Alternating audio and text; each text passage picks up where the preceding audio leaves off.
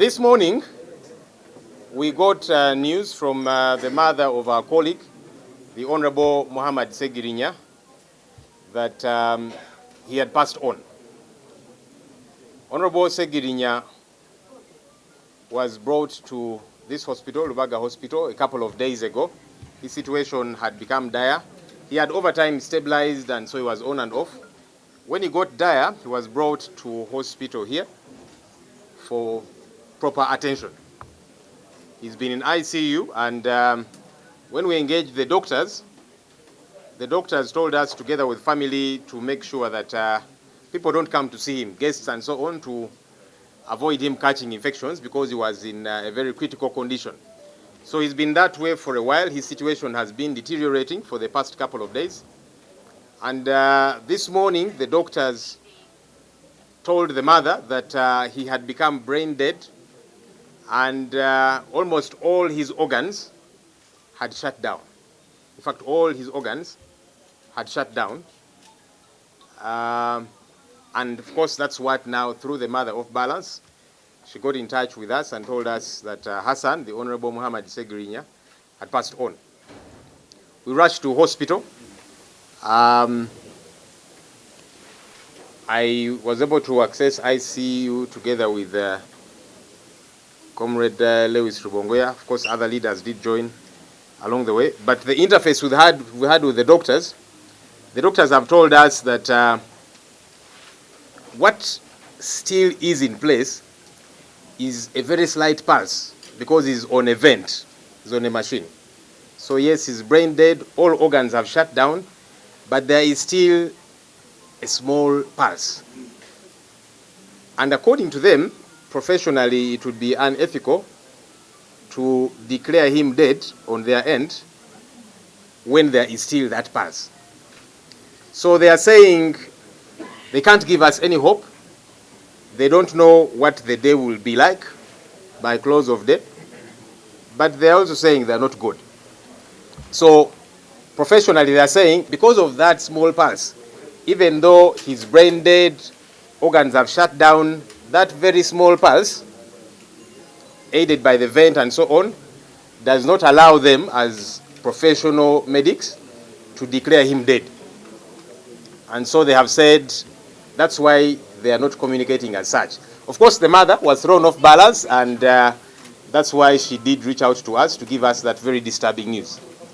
So the current status quo, as per the doctors, is that yes, he's brain dead, organs have shut down, but there's still a very small pulse. We asked them, are you giving us hope? They said, we don't want to give you hope, but they said they're not God. God can perform a miracle.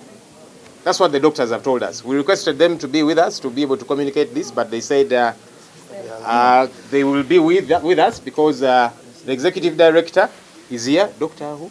Sister Dr. Grace. Sister Dr. Grace, who is the acting executive director, but she's the medical director. So she told us she might not speak, but she will be with us because she, together with other doctors, that's the brief that they have given to us. Our call to the people of Uganda, and especially the people of Kawempe North, which he represents, is let's keep praying for him. The doctors are saying he's in a very critical condition, brain dead, organs shut down, but there is that small pulse, aided with the vent and so on. And so professionally on that end, they're saying they cannot at this point declare him dead. So let's keep praying for Honorable Muhammad Segirinya, even though, yes, medically they're saying hope is, it's a fairly grim picture, but there is God in heaven. That's the update we can give for now. So, Muhammad Segirinya, embeera ye ennaku eziyise yagenda neeyongera okwonooneka, n'aleetebwa mu ddwaliro. Yali yatereera n'addayo ewaka ng'awona mpola mpola, naye embeera ezze egenda esajjuka. Yaleetebwa wano mu ddwaliro, era abasawo ne batugamba amu n'abazadde ne famire nti tumekinge sure nti abantu tebajja kumulaba kubanga embeera gye yali alimu nga kimwanguyira okukwata infections okufuna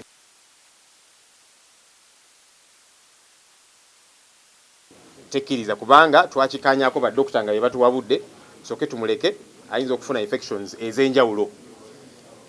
Olunaku olwaleero twafunye essimu okuva ewa maama wa Segirinya ng'atubikira omubaka Segirinya n'atugamba nti munnaffe afudde.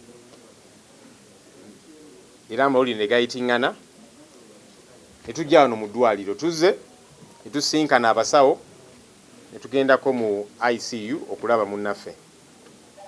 Kye tulabye era abasawo kye batunnyonnyodde, abasawo batugambye nti Honorable Segirinya mu luzungu ali kye bayita brain dead, nti obwongo bulinga obufudde. Organs zonna zishatinze down zisirise, naye omutima gukyakubamukko akatono. Yes, ali ku machines ezimuyambako n'ebirala. So batugambye nti organs zonna zishatinze down, naye omutima gukyakubamu akatono, ezi machines ezimuyambako. So kati abasawo bo batugambye nti bonga bo tebayinza ku declaringa oba okwanjula nti Honorable Segirinya afudde kulw'amateeka agabafuga ng'abasawo. Baba bagamba kasita mubanga mukyalimu ka heartbeat ako kakabe katono katya, machines baba bazirekako era nga tebasobola ku declaringa nti Honorable Segirinya afudde. So weewaawo maama bwe babimunnyonnyodde byonna ye ng'alabira ddala mwana we afudde, kwe kutukubira n'atubikira. Naye abasawo twabadde tubasabye batunnyonnyolemuko ne bagamba nti bajja kubeerawo wano, era tulina Sister Dr. Grace nga yaliwo ng'akulira eddwaliro, ye medical director era yakiikiridde executive director w'eddwaliro. Batunnyonnyodde nti yes, Honorable Segirinya embeera gy'alimu mbi nnyo, obwongo busirise, organs zisirise, naye mukyalimu ka heartbeat ako. So bonga bo tebagenda kwanjula eri eggwanga nti Honorable Segirinya afudde kulw'amateeka agabakwata, ka heartbeat ako ke kakyalimu.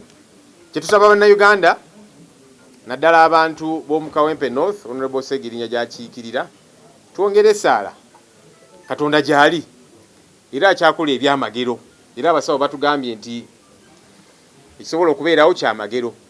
Kye tusabira mu kaseera kano eyo update gye tulina.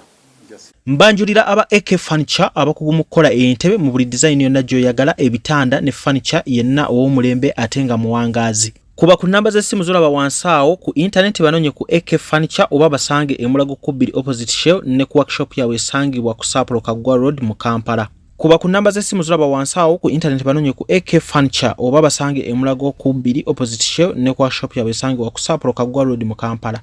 Peter Ali Moses, marketing manager wa Tete Business Solutions. We deal in printing, branding and general supplies. Tukola signages, tukola corporate wear uniforms n'ebintu bingi.